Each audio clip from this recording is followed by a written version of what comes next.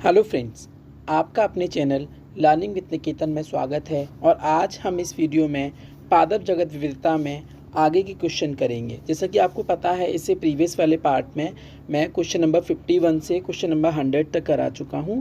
आज हम question number 101 यानी कि 101 से स्टार्ट करेंगे, जो 150 पर आपके एंड होगा। तो चलिए शुरू करते हैं। क्वेश्चंस आपको स्क्रीन पे दिखाई दे रहे हैं। जैसा कि आपका पहला प्रश्न है, समय बर्बाद ना करते हुए हम स्टार्ट करेंगे। पहले प्रश्न में हमसे पूछा गया है, फ्यूनेरिया में रंध्र पाए जाते हैं। जो फ्यूनेरिया है उसमें रंध्र पाए जाते हैं। कहाँ पाए जाते हैं आप सभी को पता है, फ्यूनेरिया जो है उसमें संपुट के निचले भाग में रंध्र पाए जाते हैं। तो इसका करेक्ट आंसर डी हो जाएगा। अब हम बात करते हैं नेक्स्ट अगले प्रश्न की, जिसमें हमसे पूछा जा रहा है, निम्न में से कौन फ्यूनेरिया के बीजाणुभिद में अनुपस्थित होता है। तो जो आपके फ्यूनेरिया है उसके बीजाणुभिद में कौन अनुपस्थित होता है। तो इलेटर्स जो है वो आपके फ्यूनेरिया के बीजाणुभिद में अनुपस्थित होते हैं। ये इसका करेक्ट आंसर है। अब हम बात करेंगे अगले प्रश्न की, जिसमें हमसे पूछा गया है, अंडधानी भाग है। जो अंडधानी है वो किसका भाग होता है। आपको पता है अंडधानी सिंपल है, ये फीमेल पार्ट है, इसीलिए ये स्त्रीधानी का भाग होता है अंडधानी। अब हम बात करेंगे आपके अगले प्रश्न की। तो अगले प्रश्न में हमसे पूछा गया है, युग्मोद्भिद पीढ़ी प्रभावी होता है। जो युग्मोद्भिद पीढ़ी प्रभावी किसमें होता है, आपके टेरिडोफाइटा में, ब्रायोफाइटा में, आवृत बीजी में, अनावृत बीजी में। तो इसका जो सही उत्तर है वो है ब्रायोफाइटा। ब्रायोफाइटा में युग्मोद्भिद पीढ़ी प्रभावी होता है। अगला प्रश्न जो है आपके, जिसकी हम बात करते हैं, जो हमसे पूछा गया है वो ये है, ब्रायोफाइट्स होते हैं, यानी कि ब्रायोफाइट्स क्या होते हैं, अधिक आर्थिक महत्व के, किसी महत्व के नहीं, अधिक पारिस्थितिकी महत्व के, एस्थेटिक महत्व के। तो आपको पता है ब्रायोफाइट्स हम ऑडियो सेशन में कर चुके हैं। तो जो ब्रायोफाइट्स हैं वो पारिस्थितिकी महत्व के होते हैं, ठीक है। तो इसका करेक्ट आंसर सी है। फ्रेंड्स, अब हम आप इसके अगले क्वेश्चन की बात करेंगे। यस फ्रेंड, तो अगले प्रश्न में हमसे पूछा गया है, 1 मिनट, ये रहा, जूम कर दिया है मैंने, आपको साफ दिखाई दे रहा होगा। फ्यूनेरिया में हरी बंद उभरी हुई संरचना जो पुंधानी के मध्य पाई जाती है क्या कहलाती है। यानी कि जो फ्यूनेरिया है, देखिए फ्यूनेरिया से रिलेटेड क्वेश्चन सारे आ रहे हैं अभी। फ्यूनेरिया में जो हरी और बंद उभरी हुई जो संरचना निकली हुई होती है, इस तरीके से जो पुंधानियों के मध्य में पाई जाती है, उसको हम क्या कहते हैं, उस संरचना को। तो उस संरचना को हम पैराफाइसिस कहते हैं। तो इसका करेक्ट आंसर पैराफाइसिस हो जाएगा। अब हम बात करेंगे अगले प्रश्न की, जिसमें हमसे पूछा गया है, मॉस का प्रोटोनीमा हरे शैवालों से समानता दर्शाता है, यह किसकी उपस्थिति में पृथक होता है। यानी जो मॉस है उसका जो प्रोटोनीमा होता है, जो हरे शैवाल होते हैं यानी ग्रीन एल्गी से समानता, इक्वलिटी दिखाता है, एकदम उनकी तरह इक्वल होता है, ये किसकी उपस्थिति में पृथक होता है। तो इसका जो करेक्ट आंसर होगा वो देखिए, कलिका की उपस्थिति में भी होता है, रंगहीन मूलाभासों की उपस्थिति में भी, तिरछे पट्ट एवं डिस्कॉइड हरित लवक की। तो इसका करेक्ट आंसर हो जाएगा उपरोक्त सभी की। अब हम बात करेंगे अगले प्रश्न की, जिसमें हमसे पूछा गया है, फ्यूनेरिया युग्मोद्भिद होता है। जो फ्यूनेरिया युग्मोद्भिद होता है वो क्या होता है, एक लिंगाश्रयी और ओटोशियस, उभय लिंगाश्रयी और ओटोशियस, एक लिंगाश्रयी और भिन्नाश्रयी, एक लिंगाश्रयी और भिन्नाश्रयी। तो इसका जो करेक्ट आंसर है वो है उभय लिंगाश्रयी और ओटोशियस। अब आपके जो नेक्स्ट प्रश्न है उसमें हमसे पूछा गया है, निम्न में से कौन सा सत्यमॉस है। तो इनमें से सत्यमॉस पूछा गया है। सत्यमॉस यानी कि बॉक मॉस, जिसे हम स्फैगनम भी कहते हैं। करेक्ट आंसर इसका डी हो जाएगा। अगले प्रश्न की बात करते हैं, जिसमें स्क्रीन पे आपको दिखाई दे रहा होगा, गोपक यानी कैलिप्ट्रा दिखाई देते हैं। कैलिप्ट्रा किस में दिखाई देते हैं, देखिए जो कैलिप्ट्रा होते हैं आपके, जिन्हें हम गोपक कहते हैं हिंदी में, जो कैलिप्ट्रा दिखाई देते हैं वो बीजाणुभिद में दिखाई देते हैं। तो उसका करेक्ट आंसर सी हो जाएगा। फ्यूनेरिया में कायिक जनन होता है। फ्यूनेरिया में कायिक जनन कहाँ होता है, प्रोटोनीमा में। कहाँ पर होता है, प्रोटोनीमा में होता है फ्यूनेरिया में कायिक जनन। अगले प्रश्न की बात करें, मॉस के कैप्सूल में बीजाणु बनते हैं, बीजाणु पुटक में। जो बीजाणु पुटक होता है, उस मॉस का जो कैप्सूल होता है बीजाणु पुटक, उसी में आपके बीजाणु बनते हैं। देखिए नाम से ही समझ में आ जा रहा होगा, बीजाणु पुटक। तो बीजाणु पुटक में ही आपके बीजाणु बनते हैं। अगले प्रश्न में आपसे पूछा गया है फ्यूनेरिया में कॉलूमेला का कार्य है। जो फ्यूनेरिया है उसमें कॉलूमेला का क्या कार्य होता है? संवहन ऊतक बनाना। सी ऑप्शन सही हो जाएगा। मॉस में संवहन ऊतक बने होते हैं। जो मॉस है उसमें संवहन ऊतक किसके बने हुए होते हैं? अगर हम बात करें तो मॉस में जो संवहन ऊतक बने होते हैं वो मृदूतक के बने होते हैं, जिसे पैरेन्काइमा भी कहते हैं। मॉस में अर्धसूत्री विभाजन कहाँ होता है? मॉस में जो अर्धसूत्री विभाजन होता है वो कहाँ होता है? तो देखिए, कैप्सूल में उपस्थित बीजाणु मात्र कोशिका में, स्त्रीधानी में, पुंधानी में, मूलाभास के शीट्स पर। तो इसका जो करेक्ट आंसर है वो ए है। कैप्सूल में उपस्थित बीजाणु मात्र कोशिका में अर्धसूत्री विभाजन होता है। किसमें? मॉस में। निम्नलिखित में से कौन सा भाग फ्यूनेरिया के कैप्सूल का है? यानी फ्यूनेरिया जो मैंने अभी आपको बताया था, फ्यूनेरिया में जो कायिक जनन हो रहा था, किससे हो रहा था? फ्यूनेरिया में कायिक जनन प्रोटीनीमा में। ठीक है। अब फ्यूनेरिया में जो कॉलूमेला था उसका कार्य क्या था? अभी हमने पढ़ा था संवहन ऊतक बनाना। अब यहाँ पूछा जा रहा है कि जो फ्यूनेरिया है इनमें से कौन सा भाग फ्यूनेरिया के कैप्सूल का है? गोपक, पाद, सीटा, थीका। तो जो फ्यूनेरिया के कैप्सूल का पार्ट है या जो अंग है, जो हिस्सा है, भाग है, वो है आपके थीका। तो करेक्ट आंसर डी हो जाएगा। हम बात करते हैं अगले प्रश्न की, जिसमें हमसे पूछा गया है फ्यूनेरिया में बीजाणुभिद की अवस्था किन में पूर्ण विकसित है? जो फ्यूनेरिया है उसमें बीजाणुभिद की अवस्था किन में पूर्ण विकसित है? तो देखिए, फुट सीटा कैप्सूल में, फुट सीटा कैप्सूल में। तो करेक्ट आंसर इसका डी हो जाएगा। इलेटर्स और स्यूडोआइलेटर्स का क्या कार्य है? इनका कार्य क्या होता है? यांत्रिक शक्ति देना, पोषक अवशोषण, संवहन, बीजाणु प्रकीर्णन। तो इनका जो करेक्ट वर्क है, जो इनका काम है, वो है बीजाणु प्रकीर्णन। हम बात करेंगे अगले क्वेश्चन की, जिसमें हमसे पूछा गया है मॉस कैप्सूल में वायु कोषों के बीच विभाजन सूत्र होते हैं जिन्हें कहते हैं, उन्हें हम क्या कहते हैं? ट्रेबेकुली कहते हैं। फ्यूनेरिया में वह रचना जिसमें अगुणित गुणसूत्र संख्या होती है। तो फ्यूनेरिया में वो रचना जो जिसमें अगुणित गुणसूत्र संरचना होती है उसे हम कैलिप्ट्रा कहते हैं। प्रीवियस क्वेश्चंस में भी ये क्वेश्चन आ गया था। ठीक है। उसके साथ साथ अगले प्रश्न की तरफ हम मूव करते हैं।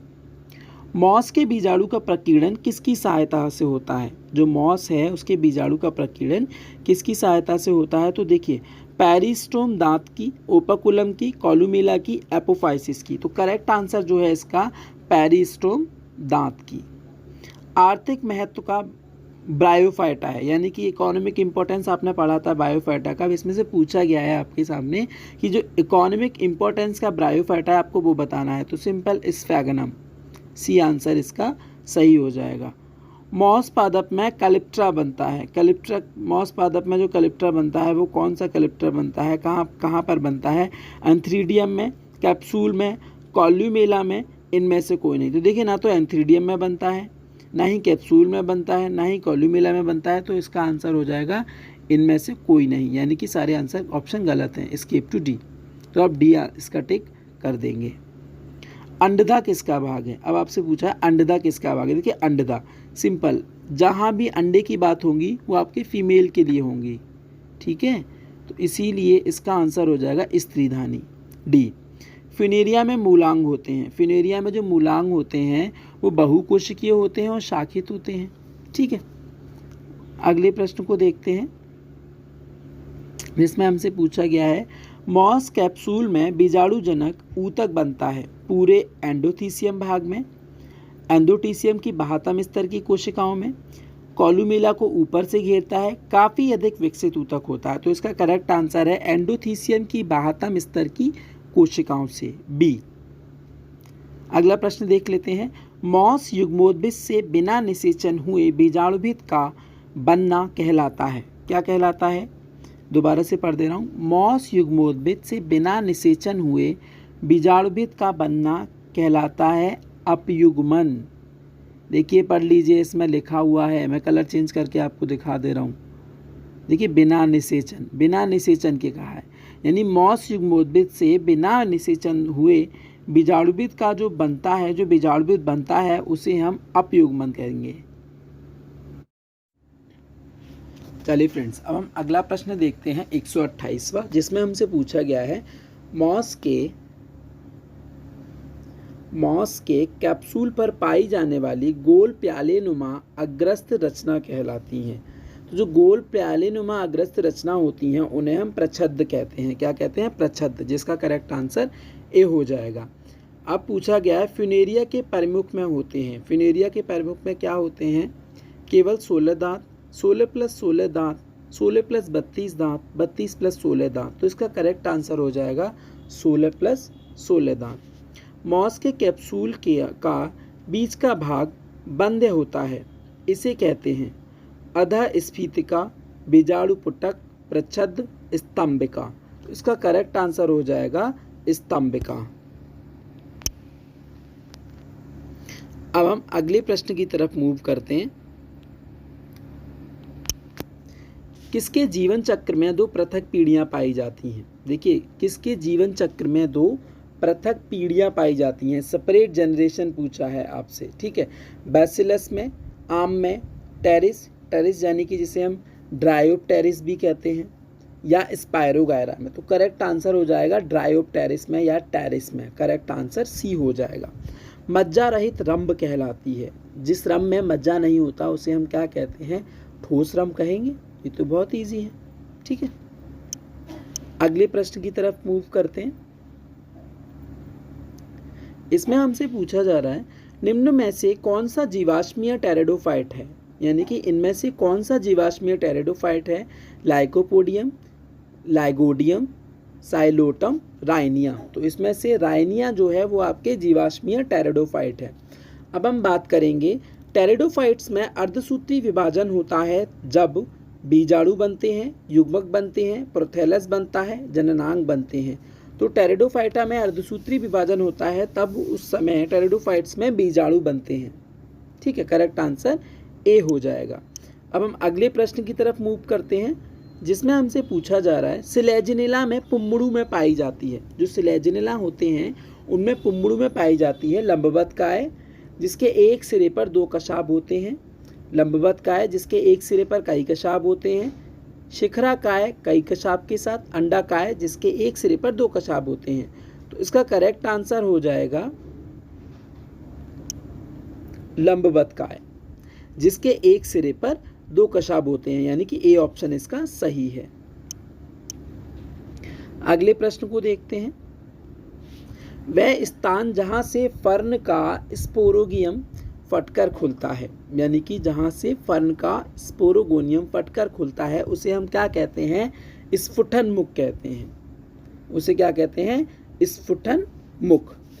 अब देखते हैं अगला प्रश्न। निम्न में से कौन जलीय व स्वतंत्र तैरने वाला फर्न है? यानी इनमें से कौन सा जलीय और स्वतंत्र तैरने वाला फर्न है, जिसमें आपको ऑप्शन दिए हैं एजोला, सॉल्विनिया,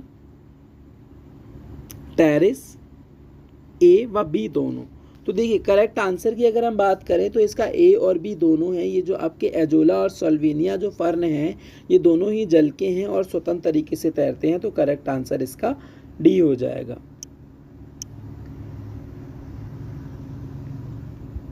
सिलेजिनिला की स्त्री धानी में कितनी ग्रीवानाल कोशिकाएं होती हैं? जो सिलेजिनिला है उसकी स्त्री धानी में कितनी ग्रीवानाल कोशिकाएं होती हैं? 6 से 8, 4 से 6, 2 से 4, केवल 1? केवल 1।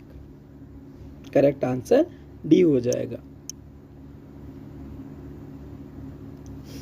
ऐसे पौधे जिनमें बीजाणु विकसित होते हैं और संवहनी ऊतक वेस्कुलर टिश्यू पाए जाते हैं परंतु पुष्प नहीं होते, उन्हें वर्गीकृत किया जाता है ब्रायोफाइट्स में, टेरिडोफाइट्स में, अनावृत बीजी में, डी टेरिडोफाइट्स या अनावृत बीजी में। तो देखिए, एक बार इसे दोबारा से पढ़ लीजिए। ऐसे पौधे यानी कि वे प्लांट जिनमें बीजाणु तो विकसित होते हैं और संवहनी ऊतक भी पाए जाते हैं परंतु पुष्प नहीं होते। मैंने बताया था जिनमें पुष्प नहीं होते लेकिन उनमें बीजाणु भी बनते हैं, बीजाणु विकसित होते हैं, संवहनी ऊतक भी पाए जाते हैं, उन्हें हम क्या कहते हैं? उन्हें हम टेरिडोफाइट्स कहते हैं। बहुत इंपॉर्टेंट क्वेश्चन है ये, ठीक है। अब अगले क्वेश्चन की तरफ मूव करते हैं। फर्न का प्रोथैलस सामान्यतः होता है, जो फर्न है उसका प्रोथैलस सामान्यतः कैसा होता है? एक गुणित, द्विगुणित, त्रिगुणित, चतुष्गुणित। तो देखिए एक गुणित होता है फर्न का जो प्रोथैलस होता है। इसका करेक्ट आंसर ए हो जाएगा। फर्नों का प्रमुख लक्षण है, जो फर्न है उनका प्रमुख लक्षण क्या होता है? वैसे तो पता है समबीजाणुकता होता है, लेकिन और भी ऑप्शन दिए विषम बीजाणुकता, बीज धारण करना, समबीजाणुकता, वाहिनिकाएं तथा वाहिकाओं की उपस्थिति। तो करेक्ट आंसर हो जाएगा इसका समबीजाणुकता। अब हम अगले प्रश्न की बात करते हैं, जिसमें हमसे पूछा गया है सिलेजिनेला के लिग्यूल का आधारीय भाग अर्धचंद्राकार होता है, तो उस अर्धचंद्राकार भाग यानी लिग्यूल के आधारीय भाग को हम क्या कहते हैं? ग्लोसोपोडियम, लिग्यूल का ऑन, बंडल शीथ, लिग्यूल का पैडिसिल। तो देखिए उसे हम कहते हैं ग्लोसोपोडियम।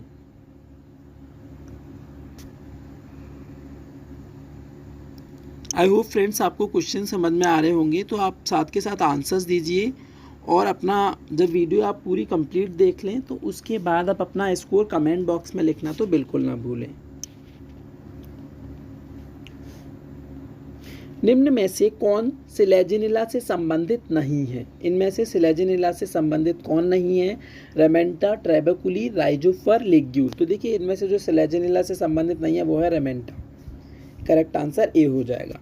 फर्न का बीजाणु प्रदर्शित करता है, फर्न का जो बीजाणु है वो क्या प्रदर्शित करता है? बीजाणुविद अवस्था, युग्मोद्भिद अवस्था, ए व बी दोनों, एपोमिक्टिक अवस्था। तो करेक्ट आंसर हो जाएगा इसका युग्मोद्भिद अवस्था। हम बात करते हैं अगले प्रश्न की। यूस्पोरेंजिएट फर्न की बीजाणुधानी में भित्ति कोशिकाओं की एक परत होती है, या थोड़ी मात्रा में बीजाणु का उत्पादन होता है, या आरंभिक कोशिकाओं के समूह से उत्पन्न होते हैं, या निश्चित रचना अर्थात स्फुटन मुख वाले स्थान से स्फुंदन होता है। अब हम बात करें, इसमें पूछा गया है कि यूस्पोरेंजिएट फर्न की बीजाणुधानी में, तो इसका जो करेक्ट आंसर है वो सी है। क्यों? क्योंकि आरंभिक कोशिकाओं के समूह से ये उत्पन्न होते हैं। करेक्ट आंसर इसका सी है। अब हम अगले प्रश्न की बात करते हैं, जिसमें हमसे पूछा जा रहा है टेरिडोफाइट्स कहलाते हैं फेनेरोगैम्स, अपुसोद्भिद, संवहनी अपुसोद्भिद, पादप जगत के उभयचर। तो इसका करेक्ट आंसर हो जाएगा संवहनी अपुसोद्भिद। कभी कभी फर्न के प्रोथैलस से फर्न का पौधा उत्पन्न होता है, ये उदाहरण है। ये किसका उदाहरण है? सबको पता है एपोस्पोरी का, क्योंकि क्या कहा जा रहा है? देखिए सुन लीजिए, कभी कभी फर्न के प्रोथैलस से जो फर्न होती है, फर्न है उसका पूरा पौधा, पूरा प्लांट उत्पन्न होता है, और ये उदाहरण किस चीज़ का है? एपोस्पोरी का। ठीक है, अगले प्रश्न की तरफ मूव करते हैं। फनों के संवहन सिलेंडर में लीप गैप होता है। तो फनों के जो संवहन सिलेंडर होते हैं उनमें लीप गैप जो होता है वो पैरेनकाइमेट्स द्वारा होता है, पैरेनकाइमेट क्षेत्र के द्वारा होता है। अब निम्न में से कौन विषम बीजाणुक नहीं है? तो इनमें से जो विषम बीजाणुक नहीं है उसे हम ड्रायोप्टेरिस कह रहे हैं। ठीक है, फर्न की, अब आपके अगला क्वेश्चन जो बचेगा बीजाणुधानी वाला फर्न का, वो पूछ ले रहे हैं हम आपसे। फर्न की बीजाणुधानी में बीजाणुओं की संख्या कितनी होती है? देखिए मैंने उस दिन भी बताया था, फर्न की जो बीजाणुधानी है उसमें बीजाणुओं की संख्या कितनी होती है? 64। ठीक है, जो फर्न है आपके उनकी बीजाणुधानी में बीजाणुओं की संख्या 64 होती है, यानी कि 64 होती है। सो फ्रेंड्स, आई होप आपको ये क्वेश्चन समझ में आए होंगे और अच्छे भी लगे होंगे क्वेश्चंस। ठीक है, तो अगर अभी तक आपने चैनल सब्सक्राइब नहीं किया तो प्लीज़ इसे सब्सक्राइब कर लीजिए, वीडियो को लाइक कर दीजिए, कमेंट कर दीजिए और अपने फ्रेंड्स के साथ इसको शेयर कर दीजिए। और एक चीज़ और, हाँ, आपने जितना वीडियो में स्कोर किया है प्लीज़ उसे आप डिस्क्रिप्शन बॉक्स से नीचे कमेंट बॉक्स है उसमें आप अपना स्कोर लिखिए, जैसे 30 आउट ऑफ 50। अब हम इसके नेक्स्ट पार्ट में मिलेंगे, जिसमें मैं आपको 151 से कराऊंगा, 151 से नेक्स्ट 200 तक। जैसा कि मैंने कहा है कि मैं आपको पादप जगत में विविधता में 200 प्लस क्वेश्चन कराऊंगा, तो 150 हम कंप्लीट कर चुके हैं आपके। अभी हमारे जो 50 रह गए वो हम आपके नेक्स्ट पार्ट में करेंगे। तब तक के लिए bye bye, thanks for watching.